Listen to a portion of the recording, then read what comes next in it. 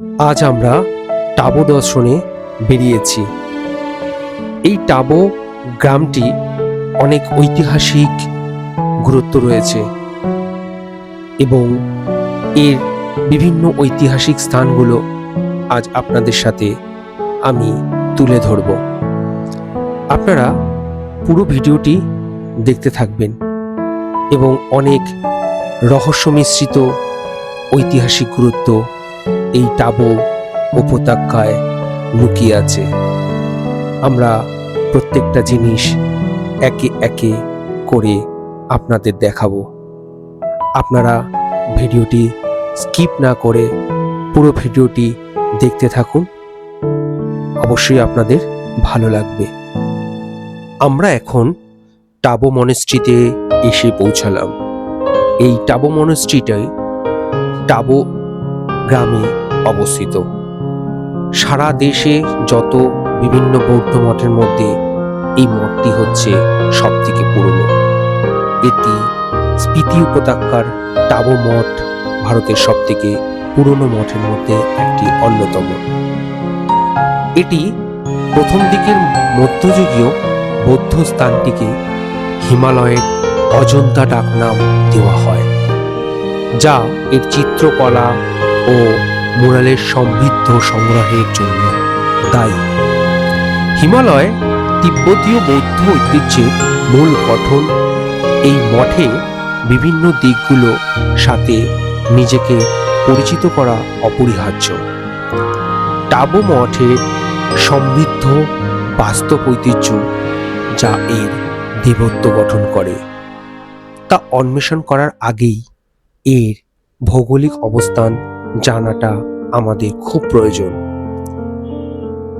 মঠটি স্পিতি উপত্যকায় অবস্থিত একটি বিচ্ছিন্ন উপত্যকা, যেখানে 10,000 জনসংখ্যা রয়েছে। মঠটি স্পিতি নদীর বাম তীরে একই নামে টাবো গ্রামের উপরে অবস্থিত। মজার বিষয় হলো, স্পিতি নামের অর্থ হলো মধ্যভূমি, কারণ এটিকে ঘিরে রয়েছে বেশ কয়েকটি পর্বত শ্রেণী, যার কারণে আবহাওয়া শুষ্ক এবং পাথুরে। এই বিচ্ছিন্ন উপত্যকাটি ব্যাকপ্যাকারদের মধ্যে খুব বেশি পরিচিত নয়, তবে টাবো মনেস্ট্রি মতো সাইটের কারণে উপত্যকাটি সমৃদ্ধ সাংস্কৃতিক ও ঐতিহ্যের মূল্য বহন করে চলেছে। কৌতূহলজনকভাবে মঠটি উপত্যকার নিচে অবস্থিত। অন্যান্য পাহাড়ের চূড়ার মঠগুলো থেকে এটি টোটালি ভিন্ন। তিব্বত এবং কাশ্মীরকে দেশের বাকি অংশের সাথে সংযোগকারী মঠের এই অন্যান্য অবস্থান মোড়ে এটিকে শিক্ষার একটি বিশিষ্ট কেন্দ্র এবং উড়িষ্যা, বাংলা, কাশ্মীর, তিব্বত এবং নেপালের পণ্ডিতদের জন্য একটি মণ্ডলীতে পরিণত করেছে।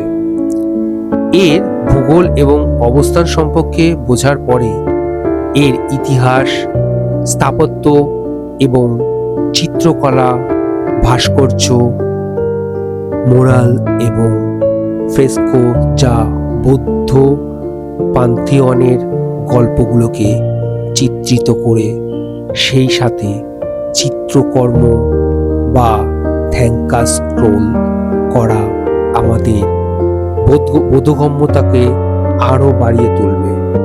এখন টাবো মনেস্ট্রির ইতিহাস ও উৎপত্তি সম্বন্ধে জানব। এই হিমালয় বৌদ্ধ মঠটি 996 খ্রিস্টাব্দে রাজা ইয়েশে দ্বারা নির্মিত হয়েছিল, যিনি পশ্চিম তিব্বতের পুরাঙ্গোগে রাজ্যের অন্তর্গত ছিলেন। রাজ্যের সীমানা বর্তমানে নেপালের লাদাখ থেকে মুস্তাং পর্যন্ত বিস্তৃত। রাজা ইয়েশে ও রাজ্যটি প্রতিষ্ঠা করেছিলেন এবং তিব্বতে বৌদ্ধ ধর্মের দ্বিতীয় পুনর্জীবন জন্য কৃতিত্ব দেওয়া হয়। যখন তার পূর্বপুরুষ লং ধর্ম তিব্বতে ধর্মকে নিপীড়ন করেছিলেন, তার রাজধানী ছিল কৈলাস পর্বতের দক্ষিণ পশ্চিমে অবস্থিত থোলিং। 1997 খ্রিস্টাব্দে তিনি এখানে থোলিং মঠ স্থাপন করেন এবং সেই সাথে খোচার মঠ, যা রাজ্যের মূল রাজধানী হিসাবে কাজ করেছিল। এটি চীনের তিব্বত স্বায়ত্তশাসিত অঞ্চলে অবস্থিত। রাজার এই ধরনের উদ্যোগের কারণে তিব্বতী বৌদ্ধ ধর্ম পুনর্জীবিত হয় এবং ধীরে ধীরে হিমালয় অঞ্চলে ছড়িয়ে পড়ে। জনশ্রুতি আছে যে রাজ্যে বিহারের বিক্রমশিলা বিশ্ববিদ্যালয়ের পণ্ডিতদের কাছ থেকে তন্ত্র শেখার জন্য প্রায় 21 জন যুবককে পাঠিয়েছিলেন, যেটি সেই সময় তান্ত্রিক চর্চা হিসাবে শেখার একটা বড় কেন্দ্র হিসাবে পরিচিত ছিল। দুর্ভাগ্যবশত সমভূমির উত্তাপ সহ্য না করতে প্রায় 21 জন যুবকের মধ্যে 19 জন মারা যায়। যারা বেঁচে ছিলেন তারা হলেন রিনচেন জাংপো এবং লেকপাই শেরপা। প্রাক্তন একজন মহান ভ্রমণকারী এবং একজন সম্মানিত পণ্ডিত হয়ে ওঠেন, যিনি উপমহাদেশের স্থানীয় অনেক সাংস্কৃতিক বৌদ্ধ রচনাকে তিব্বতী ভাষায় অনুবাদ করেছেন এবং কাশ্মীর ও মধ্য ভারতের বৌদ্ধ ধর্মের অনেক কেন্দ্র পরিদর্শন করেছেন। প্রকৃতপক্ষে তিনি ছিলেন রাজা ইয়েশোর এর গুরু, যিনি তাকে ধর্ম প্রচারক কাজেও সাহায্য করেছিলেন। তাই এই মঠের প্রতিষ্ঠার কৃতিত্ব তারই। এই মঠটি অনেক ভারতীয় পুরোহিত বা পণ্ডিতদের দ্বারা পরিদর্শন করা হয়েছিল এবং এই স্থানটি ছিল শিক্ষা ও অনুবাদের একটি কেন্দ্র, যা তিব্বতী বৌদ্ধ ধর্মের দ্বিতীয় প্রসারের মূল ভিত্তি ছিল। মঠটি নির্মাণের 46 বছর পর রাজকীয় পুরোহিত জাংচুক উড রাজা ইয়েশো এর নাতনি দ্বারা সংস্কার করা হয়েছিল। মঠ এবং স্পিতি নদীর উপর সেতুটি বিভিন্ন ঐতিহাসিক প্রক্রিয়া এবং রাজনৈতিক অস্থিরতার সাক্ষী ছিলেন। 1975 সালে কিন্নর ভূমিকম্পে এই অঞ্চলে আঘাত আনে মঠের মূল কমপ্লেক্সটি মারাত্মকভাবে ধ্বংস হয়ে যায়। এই বিধ্বংসী ভূমিকম্পের পর মঠটি কমপ্লেক্সটি পরবর্তীকালে নতুন ভাস্কর্য সংযোজনের মাধ্যমে পুনরুদ্ধার করা হয়। বর্তমান মঠ কমপ্লেক্সের এই পুনর্নির্মাণের পর পরম পবিত্রতা 14তম দলাই লামা একটা পরিদর্শন করেন এবং কালচক্র মন্দির নির্মাণের পরে 1983 সালে কালচক্র উৎসব নামে পুনর্জীবিত ও দীক্ষার প্রক্রিয়া শুরু করেন। এই মঠের সহস্রাব্দ পালিত হয়েছিল 1996 সালের, যখন পরম পবিত্র 14তম দলাই লামা আবার মঠে পরিদর্শন করেছিলেন। 2009 সালে তিনি কালচক্রের আশীর্বাদ অনুসরণ করে কালচক্র স্তূপের শুভ প্রতীক উদ্বোধন করার কথা ছিল, যা তিনি 1983 সালে করেছিলেন। আমরা এখন মঠের কমপ্লেক্স এবং লেআউট সম্বন্ধে একটু জানব। টাবো মঠ কমপ্লেক্সটি 9টি মন্দির, গুহা মন্দির এবং 4টি স্তূপ রয়েছে। পুরো কাঠামোটি একটি দুর্গের মতো শক্ত দেওয়াল দিয়ে তৈরি করা হয়েছে। এই মাটির ইটের দেওয়ালগুলো 68,000 বর্গফুট এলাকা জুড়ে। এই দেওয়ালগুলির পুরুত্ব 3 ফুট, যা শতাব্দীর প্রাকৃতিক দুর্যোগ এবং অবক্ষয় সত্ত্বেও আজও পর্যন্ত টিকে থাকার জন্য দায়ী করা হয়। অসংখ্য জটিল চিত্রকর্ম, মুরাল, ফ্রেস্কো এবং শুটকোস যা এই কাঠামোর দেওয়ালে শোভা পায়, তা হিমালয়ের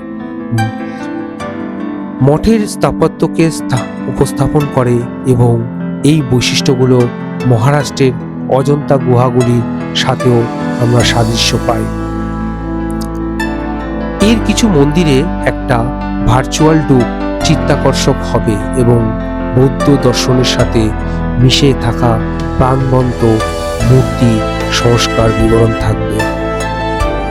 ঈশ্বরের মন্দির অ্যাসেম্বলি হল নামেও পরিচিত। এটিকে প্রধান মন্দির যা মঠ কমপ্লেক্সের মূল গঠন করে। এই মূল মন্দিরে একটি প্রবেশ সভা রয়েছে, যার পরে সমাবেশ হল। এর পশ্চিম প্রান্তে একটি তীর্থস্থান এলাকা সহ একটি অ্যাম্বুলেটরি প্যাসেজ রয়েছে। রাজা ইয়েশো এবং তার দুই পুত্র নাগরাজ এবং দেবরাজের একটি ছবি এন্ট্রি হলে শোভা পাচ্ছে। একটি নতুন এন্ট্রি হলো 19 শতকের শেষের দিকে এবং 20 শতকের পেন্টিং দিয়ে পরিপূর্ণ। এই মন্দিরের আকর্ষণীয় হলো বজ্র ধাতুর প্রধান দেবতা। তাবো মঠের কমপ্লেক্সের মন্দিরগুলো মধ্যে একটি একসময় স্বর্ণ দিয়ে আচ্ছাদিত ছিল, যা জনপ্রিয়ভাবে বিশ্বাস করা হয় এবং এই মন্দিরটি স্বর্ণ মন্দির নামে পরিচিত। এতে অবাক হওয়ার কিছুই নেই। 16 শতকে লাদাখের রাজার সঙ্গে নামগিয়াল এই মন্দিরটি সংস্কার করেছিলেন। এই মন্দিরে ছাদ এবং দেওয়ালগুলো 16 শতকের তারিখের সুন্দর মোরাল দ্বারা আবৃত। আমরা এখন টাবো মনেস্ট্রির পেন্টিং এবং মোরাল সম্বন্ধে জানব। টাবো মনেস্ট্রি অন্বেষণ করার সময় কেউ এর সুন্দর ফ্লেক্সো এবং ঐতিহ্য সূক্ষ্ম পেন্টিংগুলি মিস করতে পারে না। এটি আধ্যাত্মিক বন্ধনকে নির্দেশ করে, যা একসময় ভারতীয় এবং তিব্বতী সংস্কৃতির মধ্যে বিদ্যমান ছিল। এই দৃষ্টিনন্দন আকর্ষণীয় আচরণগুলো ছাড়াও মঠটির পাণ্ডুলিপি এবং মুরাল সহ স্ক্রোল পেন্টিং বা ধন্যবাদের একটি সংগ্রহের গর্ভ রয়েছে। তাবতে মূল মন্দিরটি পুরনো সময়ের চিত্রগুলো 3টি তিব্বতী বৌদ্ধ ঐতিহ্যের প্রতিনিধিত্ব করে। সময়ের সাথে তাল মিলিয়ে স্ফীতি উপত্যকার ঐতিহ্য সংরক্ষণ অন্যতম অগ্রগণী পদক্ষেপ হল আধুনিক শিক্ষার মাধ্যমে 1999 সালে মঠ দ্বারা সেরকম স্কুলটি প্রতিষ্ঠিত হয়েছিল, যা এই উদ্দেশ্যে উপযোগী ছিল। যেমন মহামতি 14তম দলাই লামার পরামর্শ ছিল। স্কুলের লক্ষ্য ছিল স্ফীতি উপত্যকার বর্তমান প্রজন্মকে তাদের ভবিষ্যৎ গঠন সক্ষম করা, তিব্বতী ও সংস্কৃতির উপরে ভিত্তি করে সুবিধাবঞ্চিত পরিবারের শিশুদের জন্য তাদের সহায়তার মাধ্যমে। এই স্কুলের অন্যতম গুরুত্বপূর্ণ কাজ হল বোধি ভাষায় শিক্ষা, যা স্ফীতি উপত্যকার এবং লাদাখের কথা, সঙ্গীত ও নৃত্য সহ যে কোনো ঐতিহাসিক সম্পদের উত্তরোত্তরের সংরক্ষণের প্রচেষ্টার প্রয়োজন ছিল। হিমালয় অঞ্চলের তিব্বতীয় বৌদ্ধ ধর্ম এবং এর পবিত্র ও আধ্যাত্মিক গুরুত্বের জন্য এএসআই এই মঠটিকে ইউনেস্কোর বিশ্ব ঐতিহ্যবাহী স্থান হিসাবে স্বীকৃতি দেওয়া হয়। আমরা টাবোতে এসে পৌঁছালাম এবং এখানে একটা মনেস্ট্রি, পুরো পাহাড়ের কোলে, চারিদিকে সাদা পাহাড়, তার মাঝখানে মনেস্ট্রিটা, এবং প্রচণ্ড ঠান্ডা হাওয়া দিচ্ছে। মানে জাস্ট দাঁড়ানো যাচ্ছে না, এত ঠান্ডা হাওয়া এখানে। যেমন এখানে টেম্পারেচার মাইনাসে চলে গেছে, সেরকম এখানে তার সাথে প্রচণ্ড ঠান্ডা। আর তার মধ্যে এই সত্যি পরিবেশটা আমরা অনুভব করছি। তাই আপনারা কি হলো গুয়ে মনেস্ট্রি। এটি তাবো গ্রামে অবস্থিত। সত্যি মনেস্ট্রিটি অপরূপ সৌন্দর্য, চারিদিকে সাদা পাহাড়ে এই মনেস্ট্রিটি ঘেরা রয়েছে। সত্যি মন জুড়িয়ে গেল।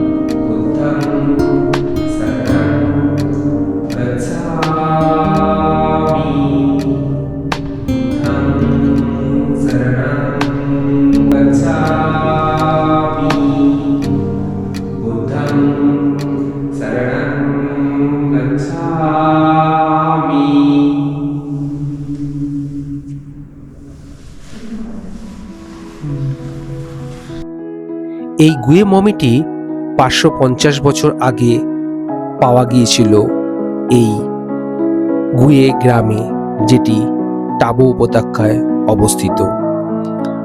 আইটিবিপি-রা যখন মাটি খনন করে তখন এই গুয়ে মমিটি পাওয়া যায়। এটি অনেক পুরনো একটি মামি, যেটা এখন এইখানে সংরক্ষণ করে রাখা হয়েছে। তাই আপনারা দেখতে থাকুন এই গুয়ে মমিটি। এই গুয়ে মনেস্ট্রিটি খুবই সুন্দর। চারিপাশে সাদা বরফের পাহাড় এবং তার মাঝখানে এই গুয়ে মনেস্ট্রিটি। এখানে বৌদ্ধ ধর্মাবলম্বীরা আসেন এবং এখানে পুজো পাঠ করেন। সত্যি প্রকৃতির এই সৌন্দর্য দেখে চোখ জুড়িয়ে যায়। তাই আপনারাও আমার সঙ্গে থাকুন এবং এই প্রকৃতির দৃশ্যগুলোকে আপনারা উপভোগ করুন। যদি কেউ এই ঐতিহাসিক হিমালয় বৌদ্ধ বিস্ময় দেখতে চান, তবে নিকটতম বিমানবন্দর হল কুল্লুর ভুন্তার বিমানবন্দর, যা মুম্বাই এবং দিল্লির মতো শহরগুলির সাথে ভালোভাবে সংযুক্ত। এই বিমানবন্দর থেকে একজন বাস বা ট্যাক্সির মাধ্যমে কাজা পৌঁছানো যায় এবং একই পরিবহনের মাধ্যমে মঠে পৌঁছানো যায়। যদি কেউ ট্রেনে যাওয়ার পরিকল্পনা করে থাকেন, তাহলে নিকটতম প্রধান স্টেশন হল কালকা রেলওয়ে স্টেশন, যা সিমলায় অবস্থিত। এই রুটটি প্রধান ভারতীয় শহরগুলির মাধ্যমে অ্যাক্সেসযোগ্য এবং সিমলা থেকে দর্শনার্থীরা আবার একটি ট্যাক্সি বা একটি বাসের বিকল্প রয়েছে, যা তাদের কিন্নর জেলায় সদর দপ্তর রেকংপিও এবং পরে কাজা পর্যন্ত নিয়ে যাবে। এখান থেকে মঠে পৌঁছতে মাত্র 1 ঘন্টা পথ লাগে। কিন্তু আপনারা যারা সড়ক পথে আসবেন, সড়ক ভ্রমণে যারা পছন্দ করেন, তারা মানালি থেকে কুমজুম পাস বা সিমলা থেকে কিন্নর উপত্যকা হয়ে এই মঠে যেতে পারেন, যা সড়ক পথেও অ্যাক্সেসযোগ্য। কিন্তু পরেরটি উপত্যকার অত্যাচার্য দৃশ্যের কারণে মিস করা সাশ্রয় নয়। এই রুটগুলোর শুধুমাত্র জুন থেকে অক্টোবর পর্যন্ত পরিচালিত হয় এবং যথাক্রমে তুষারপাত এবং বৃষ্টিপাতের কারণে শীত ও বর্ষাকাল একদমই নয়। এই সাইটটি দেখার সেরা সময় আপনারা যদি আসেন, সেটা হলো মে থেকে অক্টোবর পর্যন্ত, যখন পর্যটন মৌসুম শুরু হয়।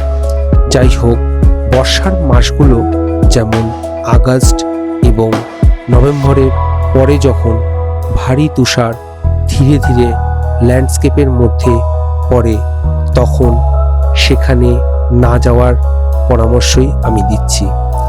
এই মঠে সময় সকাল 6টা থেকে, যখন সকালের প্রার্থনা শুরু হয় 7টা পর্যন্ত। তবে বিকেল 5:30টার আগে পরিদর্শন করে নেবেন, কারণ তারা সম্পূর্ণভাবে বন্ধ করে দেয়। আপনারা যারা কলকাতা থেকে আসতে চাইছেন, তারা হাওড়া টু কালকা হয়ে আসতে পারেন। একটি ট্রেন আছে, যেটি নেতাজি এক্সপ্রেস প্রতিদিন ছাড়ে। এই ট্রেনটি করে আপনারা কালকা পৌঁছে, কালকা থেকে টয় ট্রেন করে বা বাই রোডে আপনারা সিমলা হয়ে, দেন আপনারা সিমলায় এসে এখান থেকে অনেক গাড়ি আছে, বাস আছে, আপনারা সেটি করে কাজায় পৌঁছতে পারেন এবং কাজা থেকে আপনারা টাবোতে আসতে পারেন এই টাবু গ্রামের সৌন্দর্য উপভোগ করতে। এছাড়া যারা দিল্লি হয়ে আসতে চাইছেন, কলকাতা টু দিল্লি হয়ে আপনারা দিল্লি থেকে সিমলা হয়ে আপনারা এই অথবা যারা ফ্লাইটে আসতে চাইছেন তারা দিল্লি হয়ে আপনারা সিমলা দেন আপনারা কাজা হয়ে টাবোতে আসতে পারেন। টাবো গ্রামটি প্রকৃতির অপূর্ব সৌন্দর্য একটি স্থান এবং আপনি যদি একান্তই নির্জনে প্রকৃতির সাথে সময় কাটাতে চান তবে টাবো গ্রাম হচ্ছে তার জন্য উপযুক্ত। এখানে আপনি হোটেল পেয়ে যাবেন থাকবার জন্য। আমরা টাবোতে এসে পৌঁছালাম। টাবোর এই হোটেলে আমরা উঠলাম। এখানে সুন্দর হোটেলটা, ছোট্টর উপরে কিন্তু ডেকোরেশনটা ঠিকঠাক আছে। এই হচ্ছে হোটেলটা নতুন হয়েছে। এই হচ্ছে হোটেলের আমাদের বেডরুম, এই হচ্ছে ডাবল বেড এবং তার সাথে একটা ইলেকট্রিক কেটলিও অ্যাটাচ রয়েছে। আর এই হচ্ছে হোটেলের ঘর, টাওয়াল দিয়ে গেল। আর এই হচ্ছে আমাদের হোটেল থেকে আমরা আমাদের সমস্ত ভিউটা আমরা দেখতে পাচ্ছি। পাহাড়ের ভিউ, এদিকে হোয়াইট পাহাড়, এদিকে একটা ধূসর পাহাড় দুদিকেই দেখা যাচ্ছে। এক কথা অনবদ্য এক পরিবেশ।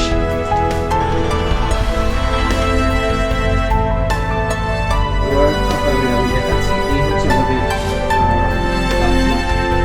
এই বাথরুমের এখানে রয়েছে স্পট রয়েছে, জায়গাটা রয়েছে, বাথরুমটার মধ্যে আছে। সত্যি কথা বলতে এত সুন্দর পরিবেশ, এত মনোরম পরিবেশ, বেডরুম থেকে আমরা এই পরিবেশটাকে অনুভব করতে পারছি। খুব সুন্দর। আপনাদের যদি আমার এই ভিডিওটি ভালো লেগে থাকে তবে অবশ্যই লাইক করবেন, শেয়ার করবেন এবং আপনাদের যদি কোনো বক্তব্য থাকে তাহলে অবশ্যই আপনারা লিখে পাঠাবেন কমেন্টের মাধ্যমে। এছাড়া আপনারা যদি আমার চ্যানেলে নতুন হন তাহলে অবশ্যই সাবস্ক্রাইব বাটনটিকে প্রেস করবেন এবং পাশে থাকা বেল বাটনটিকে প্রেস করতে একদম ভুলবেন না। আপনাদের কাছে নতুন নতুন ভিডিওর নোটিফিকেশনগুলো পৌঁছে যাবে।